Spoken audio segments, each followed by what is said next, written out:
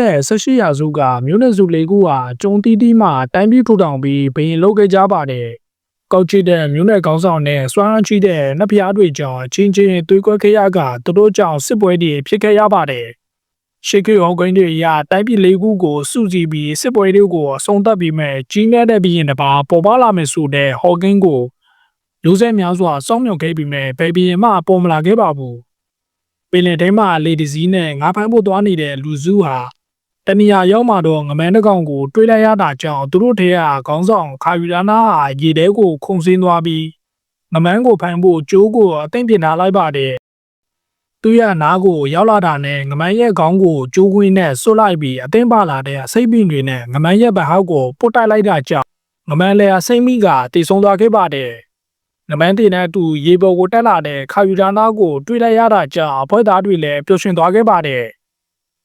နမန်းရဲ့အသားတွေနဲ့အတူပြန်လာတဲ့သူတို့ကိုကျုံသားတွေကဝိုင်းကြည့်နေခဲ့ကြပြီးတော့သူတို့မရှိတော့သူတို့တဲကိုကလေးတွေကလာရောက်ဆုပ်ကစားနေတာကြောင့်မောင်းထုတ်လိုက်ကြရပါတယ်။ခါယူရာနာရဲ့တဲကဝှယုံနဲ့ခေါင်းဆောင်ကိုတွေးလိုက်ရတာကြောင့်ကလေးတစ်ယောက်ကဒီဝှယုံဟာစစ်တီတော်နဲ့မျိုးနဲ့ခေါင်းဆောင်နေမှာပဲရှိတာကြောင့်ခါယူရာနာကိုခမားဘာတူလဲဆိုပြီးမေးလိုက်ပါတယ်။ခါယူရာနာကသူကဒီကျုံးမှာခဏတာဆောင်တိန်နေတာဖြစ်ကြောင်းစစ်တီတော်တယောက်လည်းမဟုတ်ကြောင်းညင်းလိုက်ပါတယ်။အဲနောက်မှာတော့သူတို့ဘွဲဟာချင်းချင်းစားနောက်ရင်စကားကောင်းနေကြတော့မှ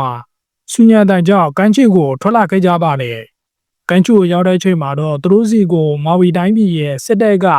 လာတွေ့ခဲ့ပြီးဘီရင်ကြီးကခါယူလာနာကိုအခေါ်လွှတ်လိုက်တာဖြစ်ကြောင်းအခုတို့တက်ပြေးအနေနဲ့မနေပဲသူတို့နဲ့လိုက်ခဲ့ဖို့ပြောလိုက်ပါတယ်။ဘီရင်ကြီးရဲ့တစ်ချက်လိုအမိန့်တော်ကြောင့်မာဝီတိုင်းပြည်ကိုခါယူလာနာတို့အဖွဲ့ဟာရောက်ရှိလာခဲ့ပါတယ်။ဘီရင်ကြီးရဲ့တာကိုတိုင်လာချူခဲ့ပြီးတော့တောအုပ်တွေကိုဖျက်ကနန်းတော်ကိုရောက်လာခဲ့ပါတယ်။စစ်တီတော်တွေဟာစစ်ပွဲအတွက်လေ့ကျင့်နေကြပြီ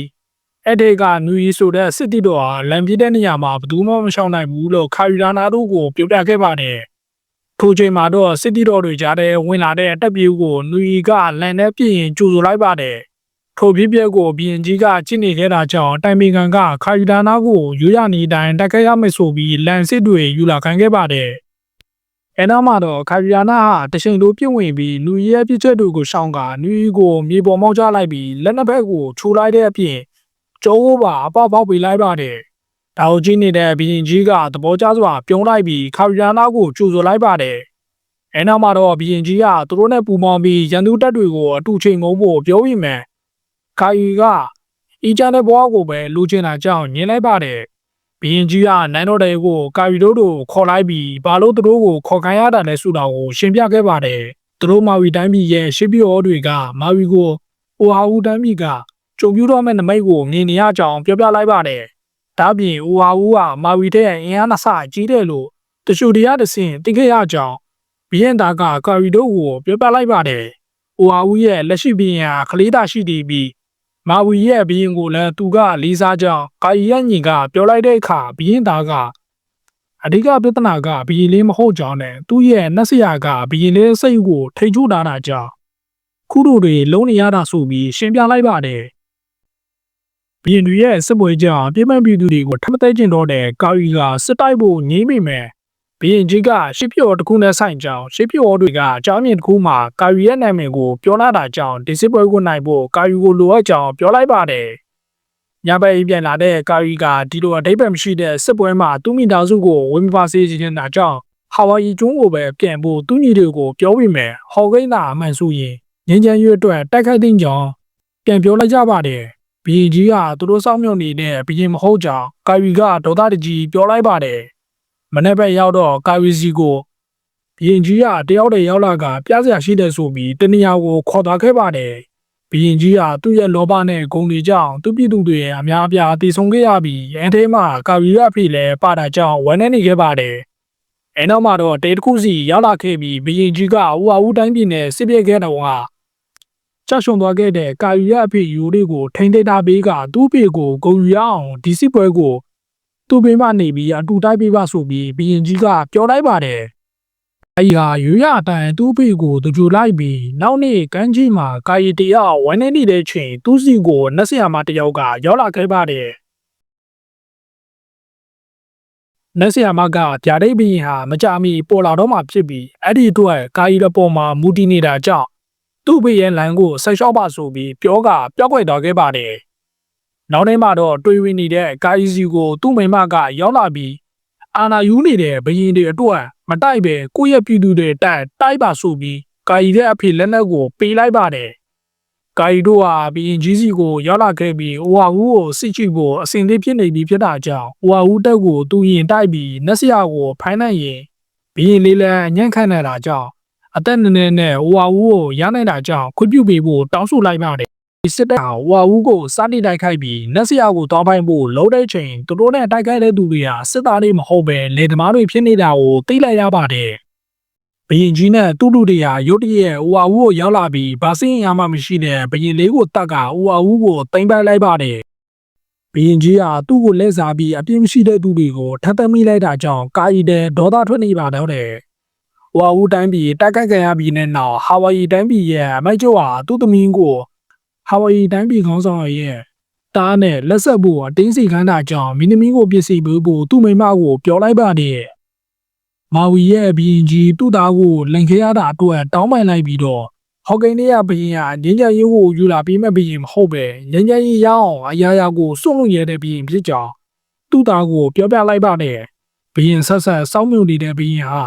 သူပဲဖြစ်ရမယ်ဆိုပြီးပြောလိုက်ပါတယ်။ကာရီဟာဘရင်ကြီးရဲ့ရီမိုင်းချက်ကိုလက်မခံနိုင်တာကြောင့်သူ့လူတွေနဲ့အတူထွက်ပြေးသွားခဲ့ပါတယ်။ကာရီရဲ့မိမဟာသူ့အမကိုမာဝီပါထားခဲ့တာကြောင့်ပြန်ခေါ်ရမှာဖြစ်ကြောင်းဘရင်ကြီးကချူသိနေခဲ့ပါတယ်။အဲဒါကြောင့်သူ့သားကိုမာဝီကိုပြန်ပြီးကာရီကိုအချိန်ပိုင်းကိုလာခဲ့ဖို့စီလိုးလိုက်ပါတယ်။ကာရီဟာသူ့မိမယာမကိုတောရှာဖို့ပြောပြီးသူကတော့မာဝီစစ်တပ်ကိုညားခေါ်လိုက်ပါတယ်။ကိုင်းချီမှာတော့ပေါ်တူဂီကပင်လယ်ဓမြတွေဟာကိုင်းချီကိုရောက်လာခဲ့ကြပါတယ်။ကိုင်းဟာမာဝီစစ်တပ်ကိုတယောက်တည်းရင်ဆိုင်တိုက်ခိုက်ရတာကြောင့်ဒဏ်ရာပြင်းထန်ရပြီးကိုတခုတည်းရင်ဝင်တောင်းနေတဲ့အချိန်ဟာဝိုင်ယီအမတ်ကျိုးသမီးနဲ့တွေ့ကမိသမီးကကာယီကိုမာဝီစစ်တပ်တွေရှာမရအောင်ကိုတခုတည်းကိုခေါ်သွားခဲ့ပါတယ်။ကာယီဟာမိသမီးနဲ့အတူသူမိသားစုကိုရှာဖို့ထွက်လာခဲ့ပါတယ်။ကျုံးဖို့ရောက်လာတဲ့ပေါ်တူဂီပင်လယ်ဓမြတွေဟာကာယီတို့နဲ့ဆုံပြီးတနက်နဲ့ပြတ်တက်ဖို့လှုပ်တဲ့အချိန်သူတို့ကပတိန်နောက်မှာရောက်လာတဲ့မာဝီစစ်သားတယောက်ကိုကာယီကတက်ကသူတို့ကပတိန်ရဲ့အသက်ကိုကင်တီပေးလိုက်ပါတယ်။အဲနောက်မှာတော့ကာယီဟာမင်းသမီးလေးကိုသူ့လက်စဲကိုပေးကသူ့မိသားစုကိုတွေးရင်ဒီလက်စဲကိုပေးပြီးဆောက်ရှော့တာပြီးဖို့တောင်းဆိုကထောက်တာခဲ့ပါတယ်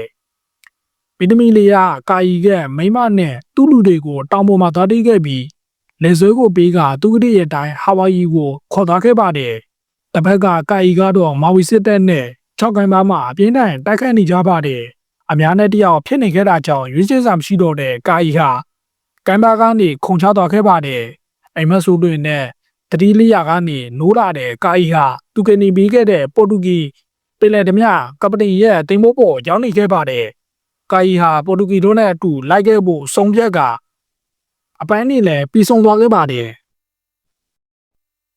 ပင်လယ်ဓမြတွေနဲ့အတူလိုက်သွားတဲ့ကာယီဟာတနက်ပြစ်နီနဲ့ဘာသာစကားတွေကိုပါလေးလာတက်မြောင်းနေပြီဖြစ်ပါတယ်။ဝါဦးမှာတက်ဆက်ထားတဲ့မာဝီစစ်တပ်ဟာနောက်တဲ့တိုင်းပြည်တွေကိုတိုက်ခိုက်ဖို့ပြင်ဆင်နေတာကြောင့်လက်အောက်ခံမြို့နယ်စုခေါင်းဆောင်တွေကပါပုံကန်လာကြပါတယ်။ပုံကန်လာတဲ့မြို့နယ်စုခေါင်းဆောင်တွေကိုမိသားစုမှမကြံမာဝီဘီရင်ကြီးကရဲဆော့စွာတပ်ပစ်စေခဲ့ပါတယ်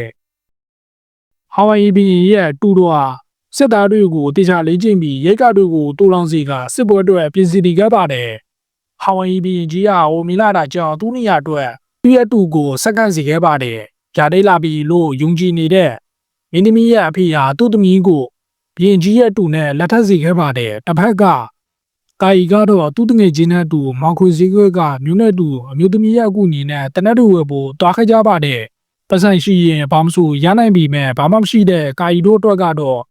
အမျိုးသမီးရဲ့အကြံပေးမှုနဲ့သူ့ကြုံကတစ်မွေးတွေနဲ့ဈေးကြီးလိုက်ကြပါတယ်။ဟာဝိုင်ယီရဲ့ဘီရင်သေးဖြစ်လာတဲ့ဘီရင်ကြီးကအမတ်ချုပ်ကြီးရဲ့သမီးနဲ့လက်ထပ်လိုက်ကြပြီးမင်္ဂလာဦးညကိုရိုးရအတိုင်း